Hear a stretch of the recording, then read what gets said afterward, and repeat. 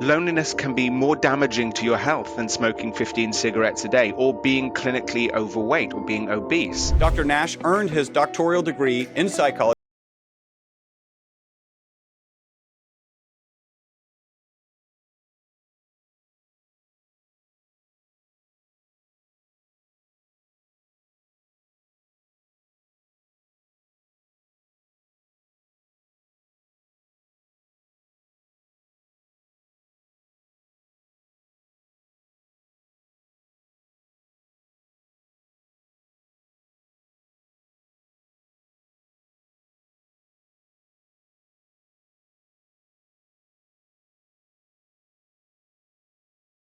Critical questions for aging societies. Ageism is a stressor. So when we experience it ourselves, we have that physiological stress response, which means we see elevated heart rate, elevated blood pressure, increased risk of cardiovascular disease, atherosclerosis, and indeed dementia. So I'm going to tell you something now. It's a huge shocker.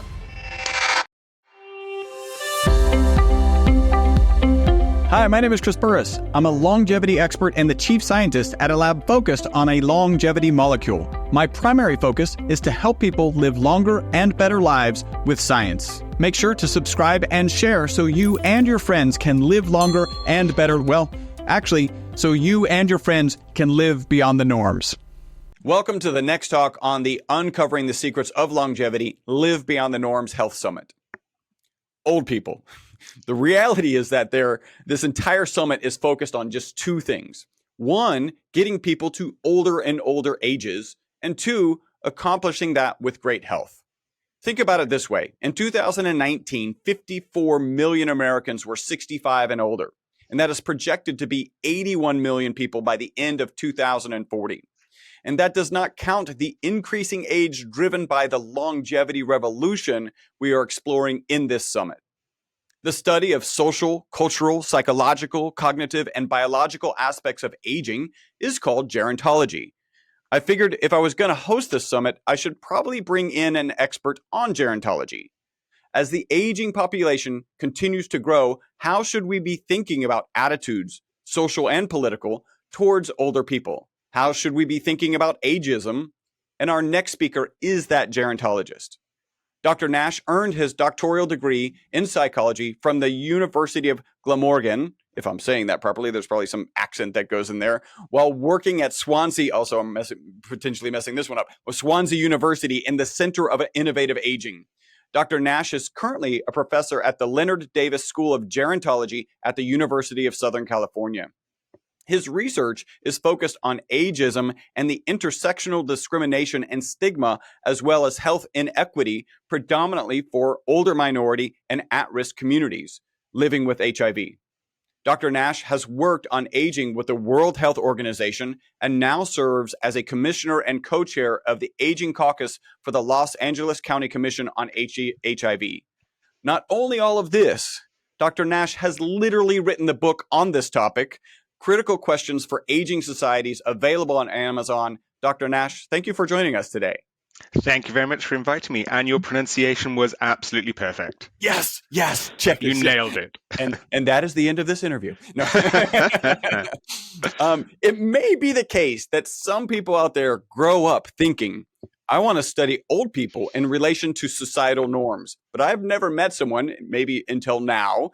Can you start with some background on what led you to become a gerontologist? Also, if you look back to your youth in hindsight, are there experiences that probably kind of anchored this focus?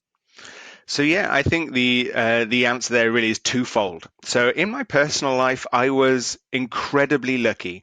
I grew up with both sets of grandparents, and most of my childhood I spent with both sets of grandparents because both parents worked. So I had informal caregiving or grandparenting from both grandparents. I learned how to cook. I learned how to garden. I learned how to do woodwork. I learned how to do basic car maintenance. All the amazing things that I will never forget from both of my sets of grandparents. And that experience was not just with them, but also with their friends, because they were incredibly sociable. So my linguistic abilities were expanded by playing Scrabble with my grandmother. I was playing Rummikub and darts and other games of dominoes with my grandfather. So, yeah, I had a huge immersion, as you'd say, into aging from a very young age. And when it comes to my professional life, I was really interested as a psychologist within attitudes. And I was looking at implicit cognition. So, really, what we think rather than what we say we think. And at the point where I started to do this research, there was a lot around racism and sexism, but not really much in the field of ageism. So I thought, well, why not give it a go? So I joined the Center for Innovative Aging shortly after starting my PhD. And as you said, the rest from there is really history. I started managing some research projects, fell in love with the subject area, and yeah, it's kind of gone from strength to strength from there. So your kind of initial professionally, your initial introduction was focused on I think I know the types of studies you're talking about where people tend not to admit that they're racist, but there's actually studies you can do and you can say like, you definitely have a bias here, and you were kind of applying that same kind of test protocol to ageism. Absolutely. Yeah, we have different test batteries that you can do that. And like you said, we measure a bias. So we measure a preference. So usually between two different categories. And that's where we start to understand the factors that lead into what we call that implicit ageism or implicit bias. Okay, so we'll I'm sure we'll jump into that. I mentioned a few stats in the intro. Are there any other stats that you might share to give us perspective on aging? I guess the ones that really interest me are the hidden stats. So, for example, if you were overweight, you would have an intervention to help you lose weight. If you're a smoker, there's smoking cessation. But one of the big ones that we don't really talk about is loneliness. And loneliness can be more damaging to your health than smoking 15 cigarettes a day or being clinically overweight or being obese. Yet these are interventions that many older adults are sadly lacking because as we age, we're more likely to experience the death of a spouse, death of friends, as well as obviously leaving our workplace. And as such, there are huge changes and huge changes to our social networks, which mean that we have to be very aware of how this changes and what impacts that can have for risking things like loneliness or social isolation as we age. But then on the other flip side of that, the one that I really want to look at, because let's face it, aging is a positive thing. Older adults might only make up about 24% of the global population, but I think in 2019 made up about 34% of the world's GDP. So they are massively outperforming younger people. Yet we have this homogenous perception that older adults are a drain on society, when in actual fact they prop the rest of us up. that's and now we're starting to talk about ages. The gauntlet has been thrown. I think that's pretty awesome.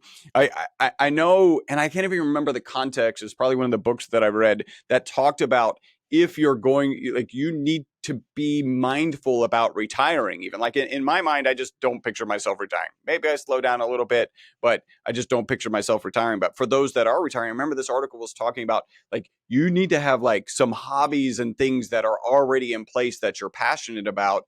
Do you kind of deal with in that arena? Absolutely. And like yourself, I don't ever see myself retiring, but that's predominantly because I have a mortgage in Los Angeles. Um, when it comes to what we can expect, I think we need to start planning very, very young. So we know that ageist attitudes are acquired from as young as 6 years of age. That's where we start to express these ageist attitudes. And we go through our life course and we start to acquire them and we express them. But then when we reach later life, we can't throw all of these attitudes out of the window. So instead, we actually start to go through this process called stereotype embodiment, where we internalize these attitudes. And that's when we don't start to plan. We start to see aging as deficits, as losses. So in response to your question, yeah, we need to be aware of the changes that we go through, and especially in terms of socialization. So we know that it's important to have friends. We know that socialization can reduce our risk of cognitive impairment as we age. We know that socialization can keep us physically and mentally fitter. But especially for men, this is the kicker. Men, they largely derive their social network from work. So when they retire, if they haven't made those plans, their self-concept of who they really are falls out of the way by the wayside, and also so does their social network. Women generally have a larger social network that isn't just focused on the workforce. So even if they don't plan, they're generally in a better state. But we do need to make sure we're planning. As you said, we need to stay active in retirement. We need to stay physically active and cognitively active.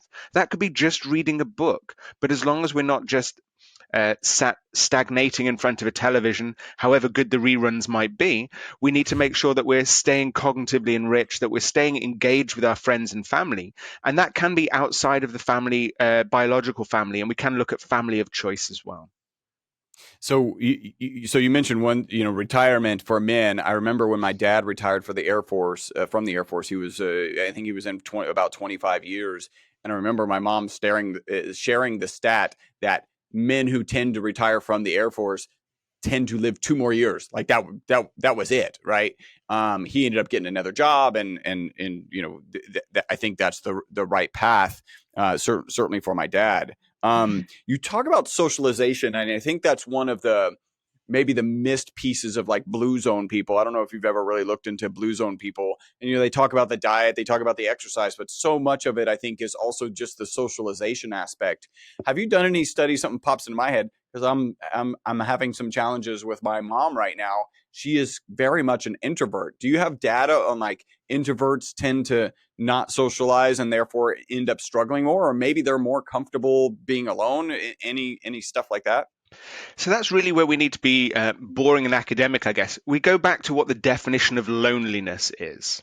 So loneliness isn't the lack of connections. Loneliness is where the amount of connections or the quality of connections that you have doesn't meet your need or your desire.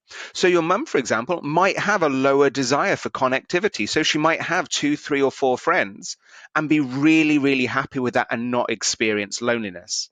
Similarly, you might have somebody that has 20 or 30 quote unquote Facebook friends and doesn't really have any of that real connectivity, isn't happy with that. So when we look at the number of connections, that's not really necessarily the best predictor. What we're looking at is the quality and the satisfaction with those connections. So don't worry too much about your mum. So really how they would rate their satisfaction in that situation. Absolutely. So what we do to measure that, we use something called the convoy model that was proposed by Tony Antonucci. It's a series of concentric circles with yourself at the middle. And then you have the next circle out is those people that you couldn't possibly imagine life without. Those people in the next circle are those who are pretty close to you, but not close enough to be in the inside circle. And the third one is basically those people that you'd still find important in your life, but again, wouldn't make those two inner sanctums. And that's really where we start to get the idea where individuals rank emotional closeness. Often it is like a partner, immediate family, but especially within minority groups like the LGBT community, it may very well be completely different. It might be that family of choice, which is why it's important to look at more than just biological connectivity. Interesting.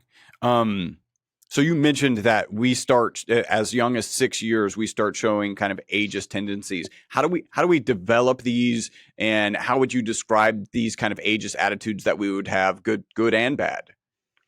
So it's easy to say the bad ones first, to be honest with you.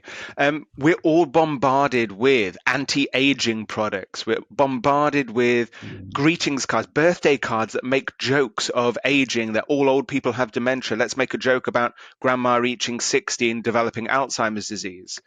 But these are all ageist tropes. We know that the majority of older adults, even those over the age of 85, don't get dementia. We know that the majority of older adults live independently in their own homes as they age, aging in place. Yet we have these negative stereotypes.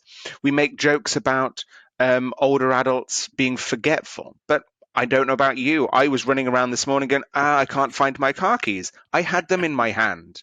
So it's not something to do with age per se. It's to do with all of the cognitive strains that we have. And older people have exactly these cognitive strains. And they go, I'm going to do a shameless plug for me now. Most people during the pandemic, they learned languages or did something fabulous. I developed a model of ageism with my colleague Gemma Carney, and it's called the AIR model of ageism. It's acquisition, internalization, and reinforcement, and it takes that life course approach.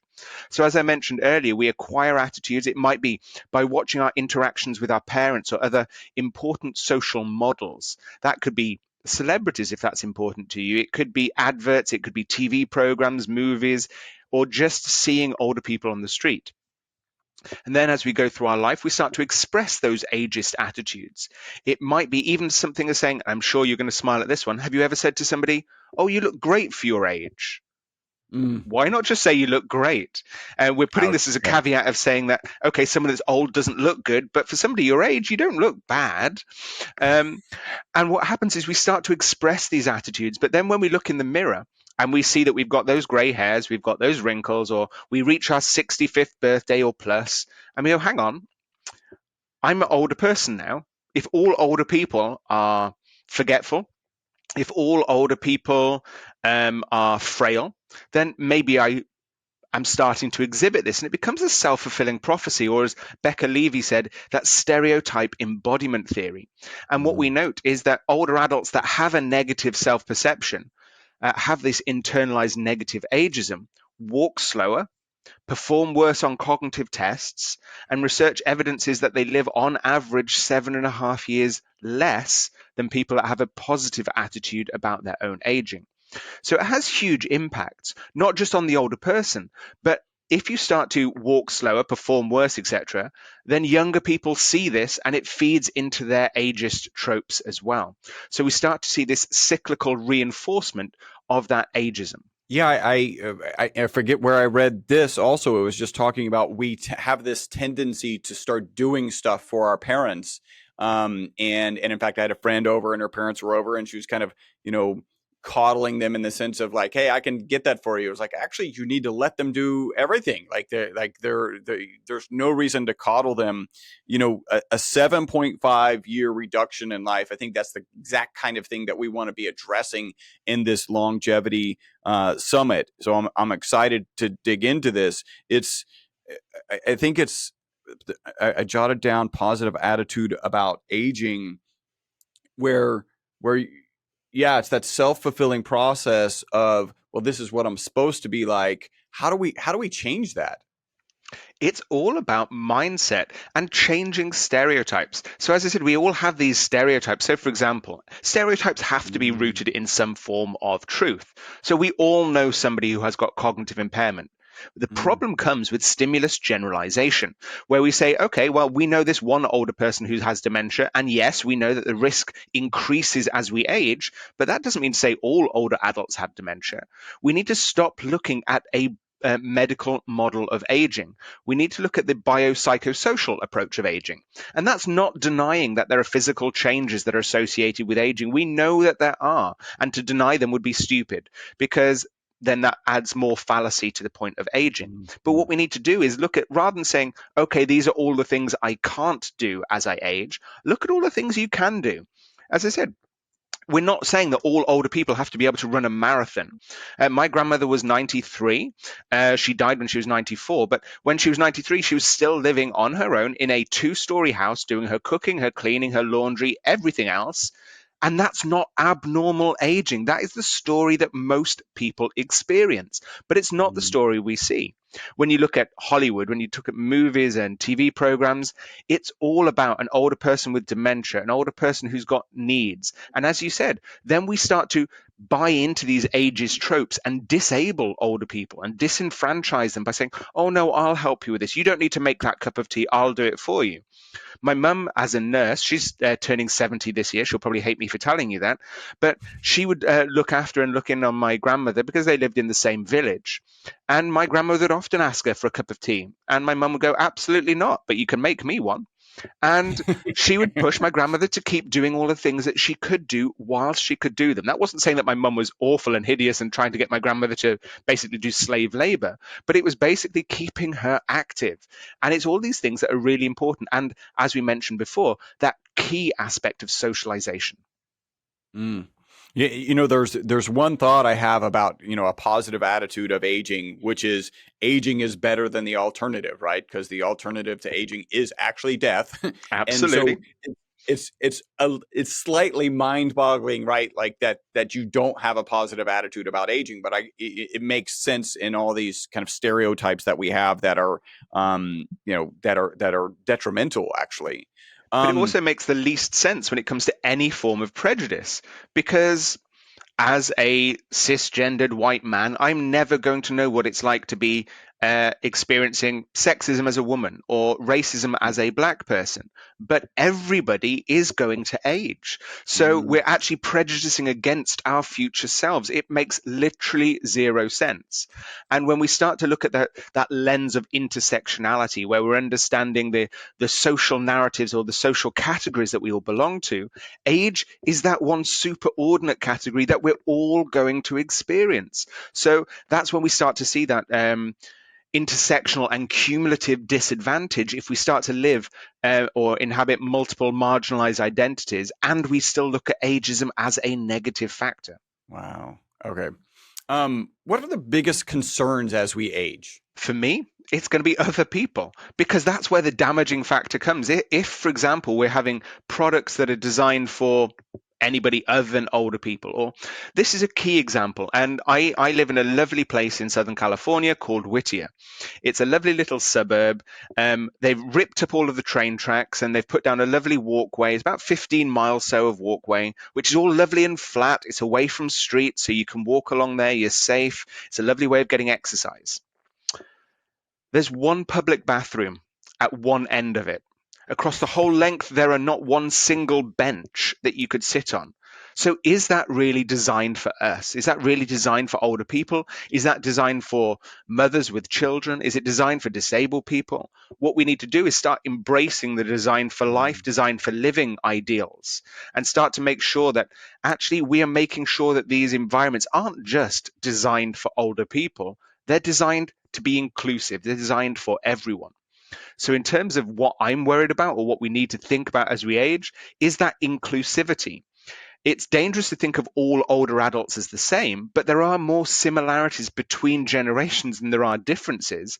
And we need to start making things that are suitable, not just in terms of need, but in terms of desire as well. And we need to make sure that environments are inclusive rather than exclusive.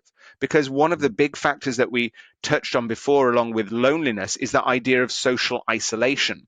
And if spaces aren't accessible for older adults, it's not that older people want to be on their own. It's that spaces, communal spaces, whether it's because they're littered with lime and bird scooters, other scooters are available, or whether it's because the sidewalks aren't maintained properly, or whether they're too crowded, etc., etc. There's loads of different things, and that falls under implicit ageism, where we're just not thinking about how we can make in spaces accessible for older adults. And interesting. Do you subdivide old people? Are there diversities amongst the aging population that should be considered? So I'm going to tell you something now. It's a huge shocker. Gay people age. Black people age. All minorities age. So as gerontologists, we are really guilty of this. We say, I'm going to do some work with older people. Let's look at somebody between the ages of 65 and 100. Well, do we group people between the ages of 20 and 60, which is the same group, the same age difference, the same? We wouldn't even think about that, but we do it for older adults. Diversity doesn't go away as we age. In fact, I would always argue that, like a tree, older people are more diverse because they've had a lifetime of making decisions and choices that differentiate themselves from everybody else. Yes, there are some ways in which we come together. So, for example, we know that if we're looking at personality traits, older adults tend to be more agreeable. They tend to be more open to new experiences, and they also tend to be a little bit more extrovert as well. But we do see some similarities or some joining together where sex differences, for example, start to diminish. But in terms of diversity, absolutely, older people are probably the most interesting. And outside of my work life, given the opportunity, I'd much rather speak to an older person than I would a young person. Hey, super quick break from the podcast. Hopefully you're loving it. This is a way you can support the podcast and take advantage of a great offer. We're offering 50% off of one of our MCT bottles. MCT is an amazing oil. Add the ESS 60 molecule to it. It's even more amazing. All you got to do is leave a review on iTunes, send us a notification that you've left that review. We'll get you a coupon code that'll get you 50% off of our MCT oil and free shipping. Back to the podcast. Well, there's certainly people, I've always been, will hang out with a crowd that tends to be older and not kind of at the extreme where you are. But there's people, like some people you see and they're always hanging out with younger people. Other people are hanging out with older people all the time. And I've, although maybe that changed as I think about it, I just tend to have activities that people in my age group don't do as much, right? So I'm 54, and some people in my group are slowing down, and my wife and I are not. Like, that's just not what we do. Well, that's why we have this thing. It's called a selection, optimization, and compensation. So you select what's important for you to do. You optimize your skill sets to be able to maintain that activity at the level that you want to do it. And then you compensate for any either actual or perceived losses. By no means am I saying that if you decide that you want to be an Olympic sprinter in your 90s, that you're going to be able to keep up with Usain Bolt. But in terms of activities, so going out and doing things, even I said, my mum, she's coming up for 70 years of age. I know she's coming over for Christmas and we're going to go hiking, and we do like 10 to 15 mile hikes. We're not talking about a little stroll to the shops. And that's because keeping physically active is what's important to her. So it really is about having that positive mindset, not saying, oh, I can't do this because of my age. One of the old adages that I love is when somebody says, oh, well, I can't do that. My left knee hurts. I say, well, your right knee is just as old and that one doesn't hurt. So let's find out what's wrong with your left knee and keep active. Yeah, I have read, I think it was in Dr. David Sinclair's book. He talked about some dental work and that the dentist was like, well, at your age, you probably shouldn't even bother. And he was like, no, I intend on living significantly longer. So yeah, let's get that dental work taken care of. Do you address that? Like opting not for certain procedures or opportunities? Well, here there's a couple of aspects. Yes, so we know, for example, that medical professionals, and this is not their fault. I highlight this. My mum is a nurse. I've got medical professionals surrounding me. Medical professionals do actually have the worst attitudes towards older adults, and it makes sense when you think about it. So so clinicians see young people and old people when they're sick because that's why they're seeing them. Okay. When they leave work, they're also then seeing healthy younger people because we tend to have that affinity bias where we tend to hang out with people our own age, and they might not see as many fit older adults. So in terms of weighing up how we acquire attitudes, it's often through exposure. So medical professionals are going to outnumber seeing lots of sick older adults, and that's going to feed into their stereotypes. And that means that older adults might not get the best treatment, and they might be excluded. So, for example, during the pandemic, we saw that in Texas, older adults were called to self-sacrifice so that people could go back to work and restart the economy. In Italy, older people were told that they were not going to get ventilators over the age of 65 or any treatment because they had to share around a scarce resource. And from my own research, we know that older adults are often ignored in terms of sexual health. So we collect data on people up to the age of 49. So obviously, as you know, at the age of 50, you're no longer having sex. You've never had sex again. Yet we know that over 50%, nearly 70% in the next couple of years of people living with HIV are over the age of 50.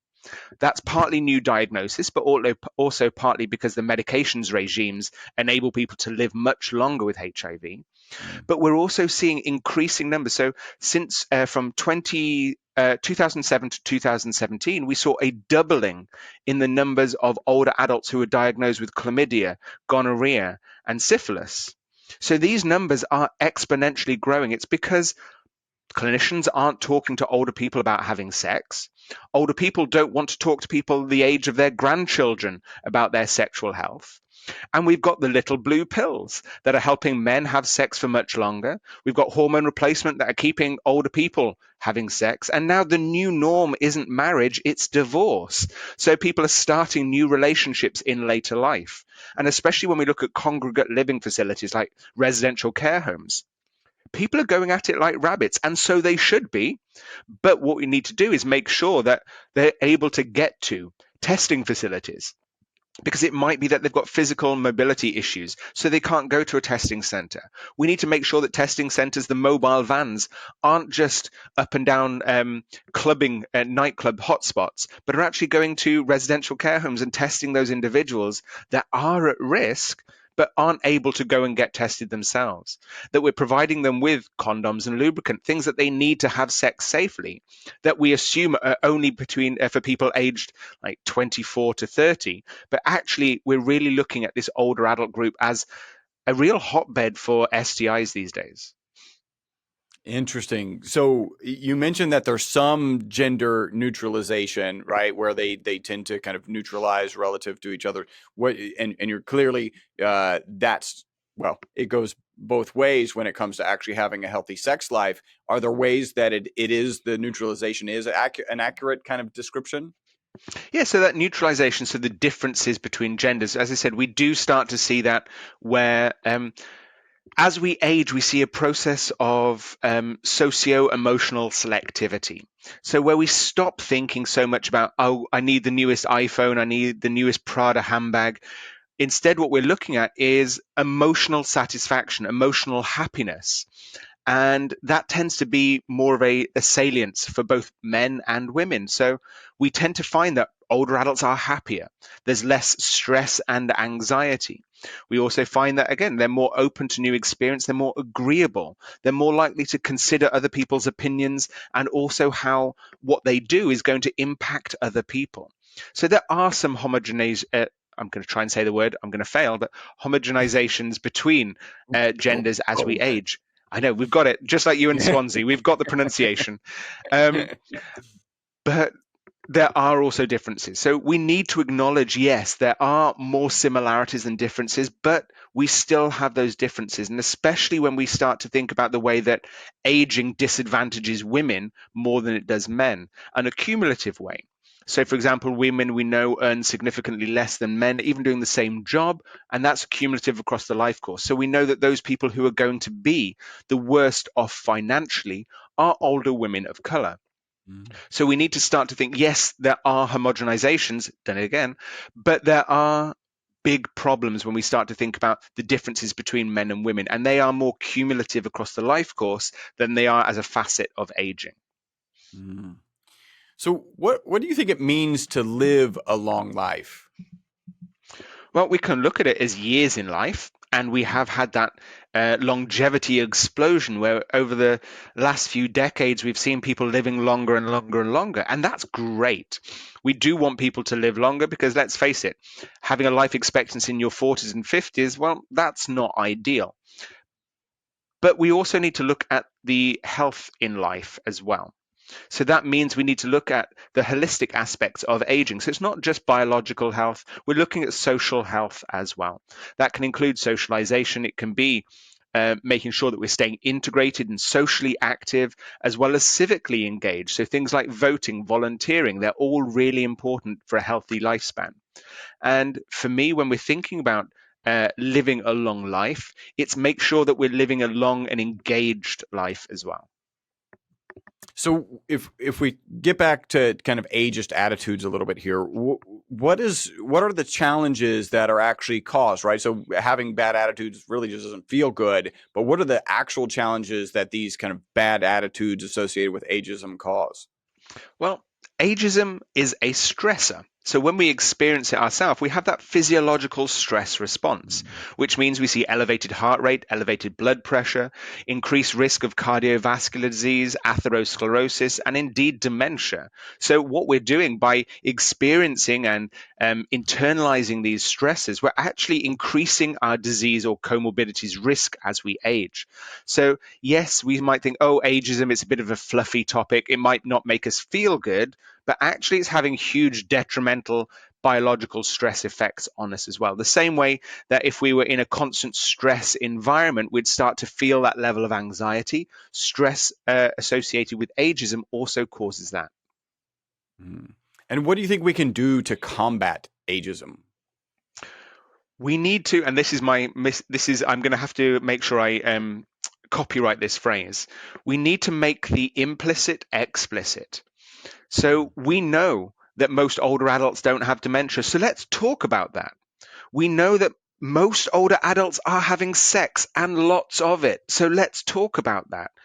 We know that most of these ageist tropes are just not true. So let's talk about it. As I mentioned earlier on, we say, you look good for your age. Let's make sure we're holding ourselves accountable for that. We need to also embrace intergenerational contact. I had intergenerational contact thrust upon me as a youngster, being involved with my grandparents. But even now, I've got older neighbors. I go around, just check that they're okay. And 9 times out of 10, they say, yeah, I'm absolutely fine. Here you go. Here's something I've baked for you, or here's something I've cooked for you. So I benefit from this. But we also have that connectivity.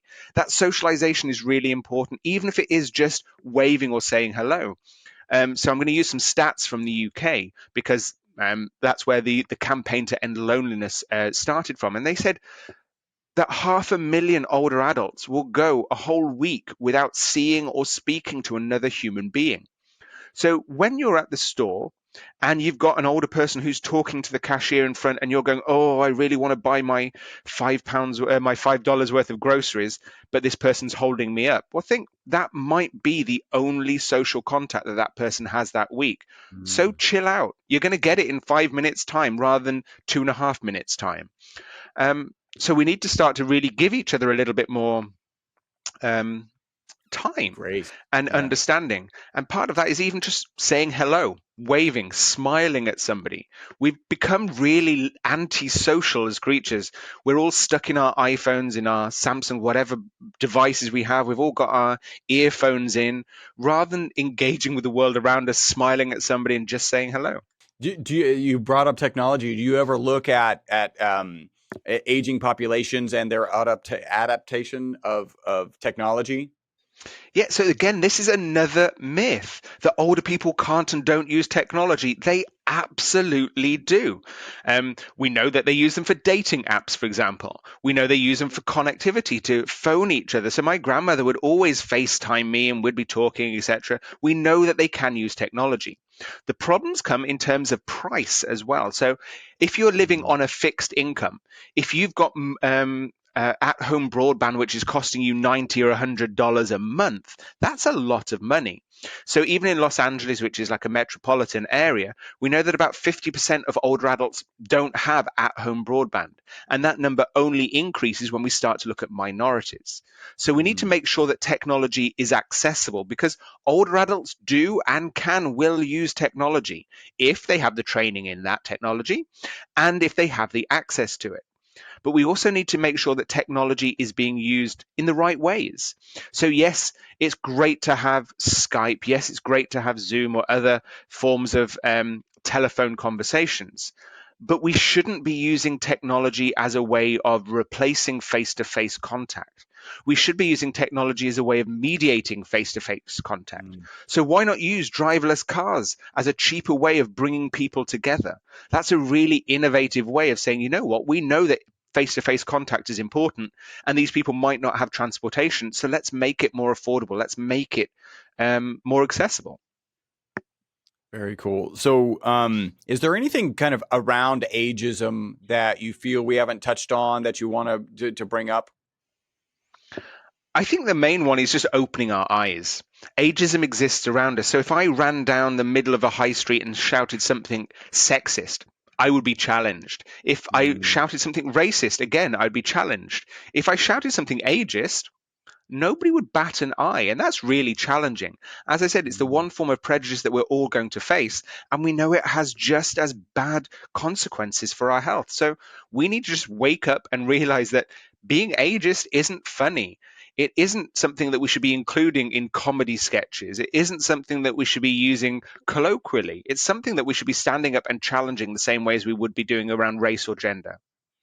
No, I think it's a really interesting juxtaposition of like where we are, where the attitudes are societally, and then just what you've kind of hammered home, which is this is you're going to be there, right? Like, so maybe you should change your attitude. I remember when I was very young, I always looked very young, and I looked around. I kind of did a survey, and all my peers, maybe this was like 12 or 13, and all my peers were like desperate to look older and to be older.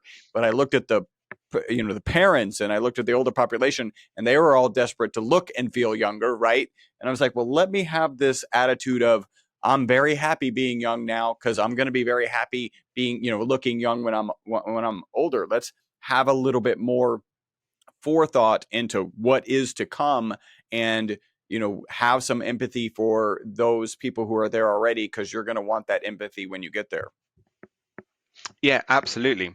Absolutely. We need just to be aware of this. We need to make sure that we're planning for ourselves. And as you said, everyone wants to look young. Youth is seen as the ideal. And I'm going to steal this from one of my colleagues and friends. She said, you have cisgendered white men in their 30s having Botox and hair plugs. Just think how much more of an impact that has further down the quote unquote food chain. So the more that we're seeing that people are pushing and striving towards this youth, it's not achievable. We are all going to have wrinkles. We're all going to have gray hair.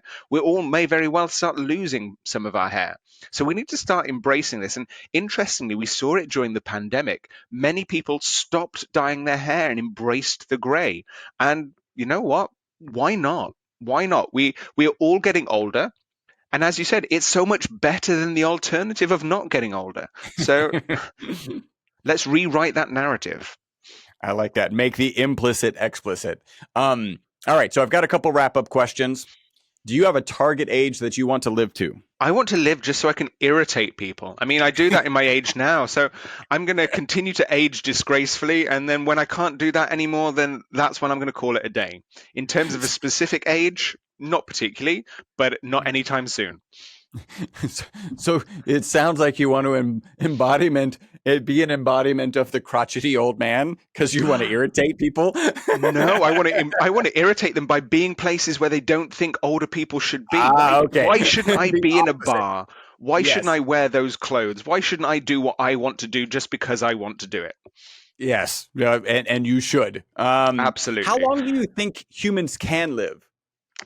See, now this is a challenging one. I think that we have senescence. Our cells will die at some point. I think it is a bit of a scary prospect to say that we're going to live forever. Interestingly, however, what we're starting to see is a little bit of a contraction of life expectancy. Because when we think of my grandparents' age, for example, even my age, when I was growing up, we would eat fruit and vegetables from the garden every day. We would go out on our bikes and play. We'd come back when the street lights came on. But now I look at my nephew, for example. He's in on his computer all day. They don't socialize. They're not really that active. And the food that they're eating is full of preservatives. So do I think we've almost reached as far as we're going to? It might be. We might start to see a contraction. I'm not going to say that we shouldn't look to extend lifespan, but we also need to make sure we're extending health span as well. And you mentioned that kind of living forever is scary. What is the scariness of that? I wouldn't want to live forever. I wouldn't want to see people around me dying. As a population, as a planet, we can't have everybody that's being born live forever, because there'd be no space for anybody. There'd be no resource for anybody. I think it's a little bit narcissistic, really, to say, oh, I want to live forever. I say, we all have our time. We can all make the impact that we can make, and then we all pass on to the next generation. So yeah, I don't think I'd want to live forever. And that's not due to the fact that aging is a bad thing. It's just the fact that I just wouldn't want to be around forever. All right. So what 2 to 3 protocols, habits, mindsets, let's call them shortcuts to longevity and a long health span, would you share? Okay, so my top 3 on this point, I would say socialize. at the level that you want to. So not everybody is going to be a social butterfly, but make sure that you have a social network, a support system. So we know the most important thing you can have is a confidant or a best friend. And interestingly enough, we know that about 60% of Americans can't even identify having a best friend or somebody they can talk to about anything. And that's really important. We know that the old adage, a problem shared is a problem halved kind of thing, but it really is true. Being able to talk about things and not just problems, but to celebrate. And having that socialization is really important, as we discussed. The second point I would say is have a positive mindset. Stop looking at what you can't do and look at what you can do. Optimize your abilities to do what you want to do and put your mind to it. Just go ahead and do it. And the third thing is everything is age appropriate. If you want to do it, go ahead and do it. If you want to go ahead and get drunk in a bar, you know what? Nothing's stopping you. If you want to wear really bright colored clothing, mini skirts and heels, absolutely you should do it. You shouldn't be forced to wear a crimpling two-piece just because you've hit 60 years of age. So we should stop saying that things are age inappropriate and really embrace doing what we want to do. I love it. Dr. Nash, how can people get a hold of you? Well, they can obviously go through our university, so the University of Southern California's website. They can email me on there. My details are available. And if you want to, you can also find me on Twitter at PaulNash84, when you can reach out and I will respond. Okay, excellent. And your book, right? They can get a hold of your book. What is the title? I'm going back to my notes, and it is Critical Questions on Aging Societies, or Critical Questions for Aging Societies. It's a fabulous book. It's built around questions. So, for example, things like when should I think about retirement, or aren't all older people the same? That kind of thing. So they're based on questions that I've faced similarly to the interview today. And we thought, you know what? Let's write them. Let's put them all down, and they're in a really accessible way. That's awesome. All right, so you can find him on Twitter, PaulNash84, University of Southern California, right? You can get onto that website and you can find him, and it's Dr. Paul Nash. Dr. Nash, thank you so much for joining us today. Thank you very much for inviting me. It's been an absolute pleasure. I hope you enjoyed this episode of the Live Beyond the Norms podcast. Make sure to subscribe and follow. Also, make sure not to be that guy, the guy sharing this podcast with people who are not interested in living beyond the norms. If you would like to learn more about the ESS60 molecule, the molecule responsible for the single longest longevity experimental result on mammals in history, a full 90% extension of life, visit myvitalc.com. That's myvitalc as in carbon.com.